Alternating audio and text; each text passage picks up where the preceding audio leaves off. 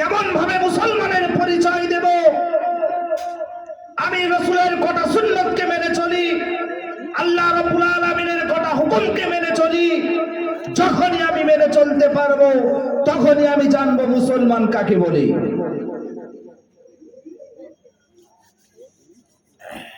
আজকের শুধু এখানে বলে নয়, সারা ভারতবর্ষের বুকে আমরা জানি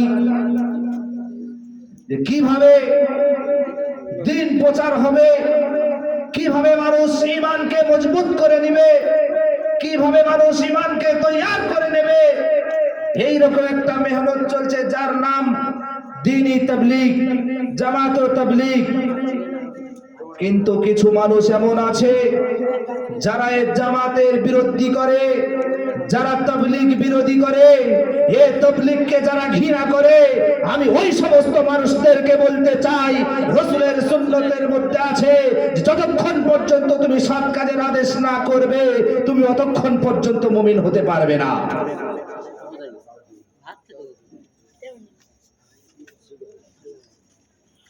আমি আপনি মুসলমান, কেমন মুসলমান এবারে ভেবে দেখি। আমি আপনি এবারে ভাবলে বুঝতে পারবো। আর একটু এগিয়ে যাই, যারা তাবলীগ বিরোধী করে, যারা রাসূলের সুন্নতকে বিরোধী করে, যারা দ্বীনের দাওয়াতকে বিরোধী করে, আমি তাদেরকে প্রশ্ন ছুড়ে দিচ্ছি, ইয়া আইয়ুহাল্লাযীনা আমানু কু আনফুসাকুম ওয়া আহলিকুম নারা। তোমরা জাহান্নাম থেকে বাঁচো এবং তোমার আহাল বরকতকে জাহান্নাম থেকে বাঁচাও। কিভাবে বাঁচাবে? আল্লাহ রাব্বুল আলামিন কোরআনের মধ্যে উত্তরে বলে দিচ্ছেন, কুনতুম খায়রা উম্মাতিন উখরিজাত লিন-নাস তা'মুরুনা বিল মা'রুফি ওয়া তানহাউনা 'আনিল মুনকার ওয়া তু'মিনুনা বিল্লাহ। আল্লাহ রাব্বুল আলামিন বললেন, তোমাদেরকে শ্রেষ্ঠ উম্মত বানানো হয়েছে, সর্বশ্রেষ্ঠ তোমাকে বানানো হয়েছে। এই জন্য বানানো হয়েছে তুমি সৎ কাজের আদেশ আর অসৎ কাজের নিষেধ করবে। আরে বন্ধু, কিভাবে তুমি এই জামাতের তাবলীগকে বিরোধী করো? কিভাবে তুমি এই দ্বীনের কাজকে বাধা দাও? কেমন ভাবে? আপনার কাছে ছোট্ট একটা প্রশ্ন করি, আপনি যে দ্বীনি তাবলীগকে বিরোধী করেন, এই দ্বীনে জামাতে যারা যায় তারা কি আপনার টাকায় খেতে যায়? না। তারা কি আপনার টাকায় পড়তে যায়? না, এটা না। কিন্তু তারা নিজের টাকার খায় আর রাসূলের সুন্নাত মোতাবেক দাওয়াত দেয়। কিন্তু কিছু কিছু মানুষ এমনও আছে যারা এই রকম আমার মতো মাইকে বসে বলে এই তাবলীগ কাজটা ভালো নয়।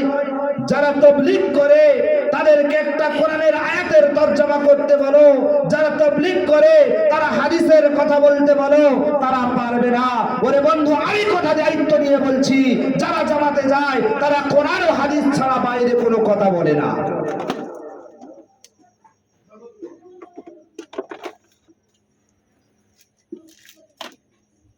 এমনও কিছু মানুষ আছে যারা বলে হাতে লেখা কিতাব যেটা ফাজাইলে আমাল, যারা বলে মুনতাকাব হাদিস এটা হাতে লেখা। আমিও বলছি ওটা হাতে লিখেছে কিতাবটা, কিন্তু কিতাবটা যে হাতে লিখেছে প্রত্যেকটা হাদিসের সারমর্ম দিয়ে দিয়েছে, প্রত্যেকটা হাদিস তো দিয়ে দিয়েছে প্রমাণ স্বরূপ। বুখারী শরীফের হাদিস, তিরমিজি শরীফের হাদিস, যে হাদিস আছে তার সনদটা তো সেখানে দেওয়া আছে। তাহলে আপনি তো একবার খুলে দেখতে পারেন ওটা নিজের বানানো হাদিস কিনা, ওটা রাসূলের হাদিস কিনা।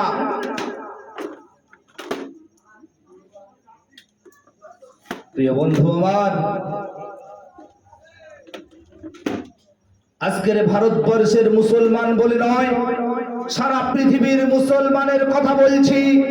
যারা ঈমান কাকে বলে, ঈমান কিভাবে মজবুত করতে হয়, মুসলমান কাকে বলে, মুসলমান কিভাবে পরিচয় দিতে হয়, এটা অনেক মানুষও জানে না। 100-র মধ্যে 99.5% মানুষ। তার শিখবে কোথা থেকে? শেখার জায়গা কোথায়? কিভাবে শিখবে? শেখার রাস্তা আছে একটাই, সেটা হচ্ছে দাওয়াত ও তাবলীগ।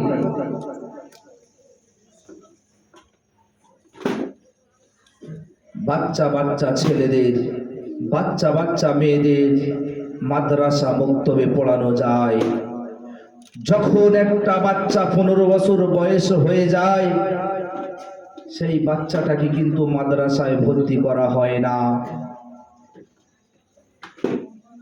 সেই বাচ্চাটাকে কিন্তু দিনই শিক্ষা দেওয়া হয় না, তাকে দুনিয়ার লাইনে ফেলে দেওয়া হয়।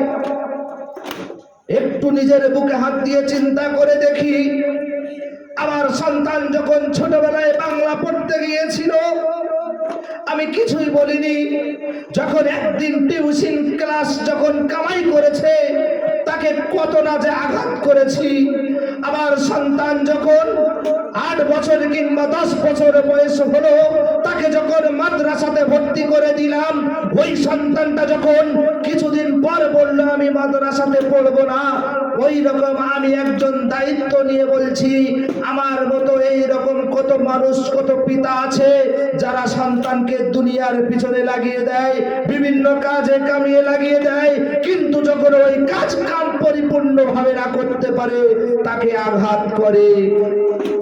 ওরে বন্ধু, কিভাবে তোমার সন্তানকে দিনই শিক্ষার দিক থেকে টেনে নিলে, কাল কিয়ামতের দিন যখন তোমার সন্তানকে ডেকে জিজ্ঞাসা করা হবে যে দুনিয়ার বুকে তোমার ঈমানটা কামিয়ে নেওয়ার জায়গা ছিল, তুমি কেন কামিয়ে নিয়ে আসনি, তখন তুমি কি উত্তর দেবে?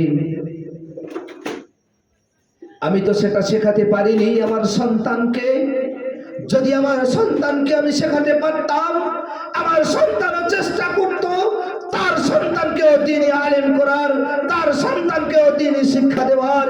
কিন্তু আমি যখন আমার সন্তানকে দ্বীনি শিক্ষা দিতে পারিনি, আমার ছেলেও ওটাই মনে করবে যে আমি যেমন আলেম হইনি, আমি যেমন দুনিয়ার ফিকিরে লেগে আছি, আমার সন্তানকে ওই রকম শেখাতে হবে।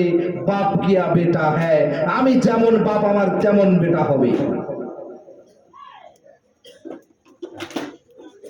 আফসোস, এটা অত্যন্ত দুঃখের বিষয়, যেটা আমাদের ঈমানকে আমরা মজবুত করতে পারিনি। কাল কিয়ামতের দিন আল্লাহ রাব্বুল আলামিন আমাদেরকে যখন ধরে জিজ্ঞাসা করবেন, যোগো আমার বান্দা, দুনিয়ার বুকে 60 বছর 70 বছর জিন্দেগি করে এসছো, আমার জন্য কি নিয়ে এসছো? তোমাকে তো 2টা রাস্তা দিয়ে দেওয়া হয়েছিল, একটা হচ্ছে জান্নাত, অপরটা হচ্ছে জাহান্নাম, কিন্তু তুমি কোনটা যাওয়ার জন্য প্রস্তুতি নিয়ে এসেছো? মেরে মাহতারাম দোস্ত আজিজে বুজুর্গ, যদিও ওই দিন বলি আল্লাহ দুনিয়ার বুকে যা কিছু করেছি সব তোমার খুশি করার জন্য করেছি, আল্লাহ রাব্বুল আলামিন জবানে মোহর মেরে দিবেন, জবান বন্ধ করে দিবেন, এই হাত তখন সাক্ষী দেবে আল্লাহ দুনিয়ার বুকে একটাও ভালো কাজ আমার দ্বারাই করাইনি, এই পা তখন সাক্ষী দেবে আল্লাহ দুনিয়ার বুকে আমার একটা কাজ ভালো করাইনি আমার দ্বারাই। ওগো আল্লাহ, তখন চোখ দুটো সাক্ষী দেবে আল্লাহ আমার কোনদিন নিয়ে কোরআনের দিকে তাকাইনি, বরঞ্চ যত খারাপ খারাপ ছিল, যত গুনার দিকে আগিয়ে গিয়েছিল আমার এই চোখ আমাকে নিয়ে আগিয়ে গিয়েছিল। ওরে বন্ধু, কিসের তাড়নায় তুমি ভুগছো? এ দুনিয়ার মায়া মহব্বতে তুমি জড়িয়ে গিয়েছো, সামান্য দুনিয়ার জন্য তুমি যে জড়িয়ে গিয়েছো, এটা কিন্তু কিছুই নয়। কাল কিয়ামতের দিন এই একটা জিন্দেগি নয়, এইরকম শত শত জিন্দেগি সামনে আসবে, কিন্তু সেখানে মৃত্যু হবে না। একটা মানুষের 3টে জিন্দেগি আসে। আশ্চর্যের বিষয়, 3টে জিন্দেগি কি হবে? চলো বুঝিয়ে দিচ্ছি 3টে জিন্দেগি কি হবে। সর্বপ্রথম জিন্দেগি যেটা, সেটা হচ্ছে মায়ের গর্ভে 10 মাস 10 দিন একটা জিন্দেগি পার করেছি আমরা, অতিবাহিত করে দিয়েছি। ওই সময় আমাদের কানে ফারিস্তারা ঘোষণা করেছিল, ওগো আল্লাহর বান্দা, তুমি যে পৃথিবীটা আছো এটা একটা ছোট পৃথিবী, কিন্তু এমন একটা সময় আসবে এর থেকে একটা বড় পৃথিবী তোমাকে নিয়ে যাওয়া হবে, যে পৃথিবীতে তুমি ঘুরেও ঘুরেও শেষ করতে পারবে না। ঠিক তদরূপ যখন আমার আপনার মায়ের গর্ভে থেকে দুনিয়ার বুকে পাঠানো হলো, এই যে পৃথিবী, আজ পর্যন্ত কোন পৃথিবীর মানুষ এপার থেকে ওপার এখনো ঘুরতে পারেনি, আর কাল কিয়ামত পর্যন্ত পারবে না। তবে মাথায় রাখুন, এই একটা জিন্দেগি, দ্বিতীয় নম্বর জিন্দেগি চলছে, এটাও পাড়ি দিতে হবে। অর্থাৎ তৃতীয় নম্বর জিন্দেগি আমার সামনে আগিয়ে আসছে, যে জিন্দেগিটা হবে চিরস্থায়ী, যার কোনো শেষ নেই।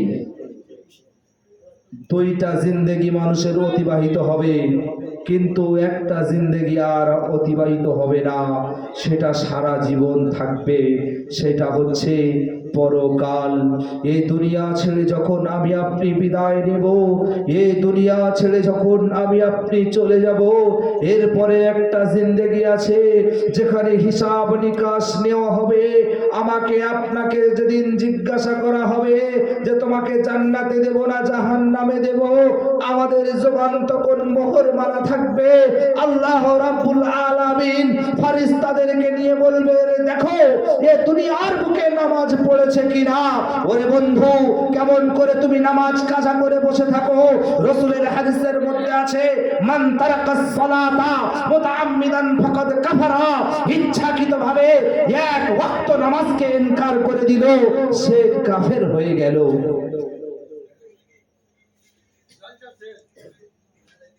কোথায় বসে আছো বন্ধু? এক ওয়াক্ত নামাজকে যে ইচ্ছাকৃতভাবে ইনকার করলো, সে কাফেরের সমতুল্য কাজ করলো।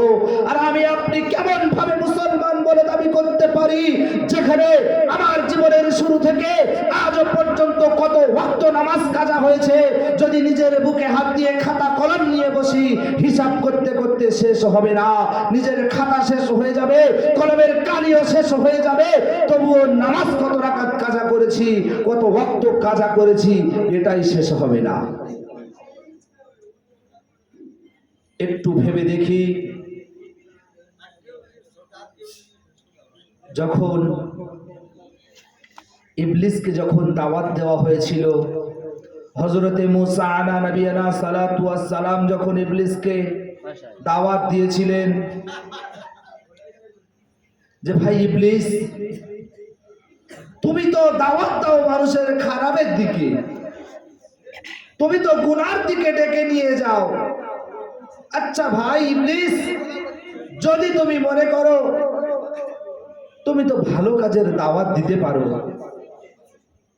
তুমি তো ভালো কাজের দাওয়াত দিতে পারো।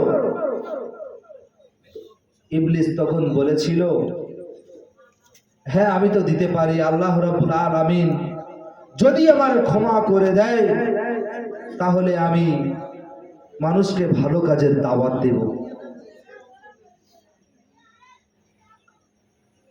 ভাই ভালো করে শুনবেন, যখন হযরতে মুসা আলা নবিয়ানা সালাতু ওয়াস সালাম আল্লাহ রাব্বুল আলামিনের কাছে বললেন যে আল্লাহ, ইবলিস কি অপরাধ করেছিল, আল্লাহ ইবলিসকে যদি ক্ষমা করে দাও খুব ভালো হয়। আল্লাহ রাব্বুল আলামিন সাথে সাথে বললেন, মুসা, ইবলিসের সাথে আমার কোনো দ্বন্দ্ব নেই, আমার কোনো ঝগড়া নেই, আমার তো কিছু নেই, কোনো শত্রুতা নেই। আমি এই জন্য ওকে ক্ষমা করিনি, ও আমার হুকুমকে অমান্য করেছে। হ্যাঁ আমি ইবলিসকে ক্ষমা করে দেব, তবে ওই ইবলিসকে গিয়ে বলো যেন হযরতে আদম আলাইহিস সালাতু ওয়াস সালামের কবরের কাছে গিয়ে একটা সিজদা দেয়।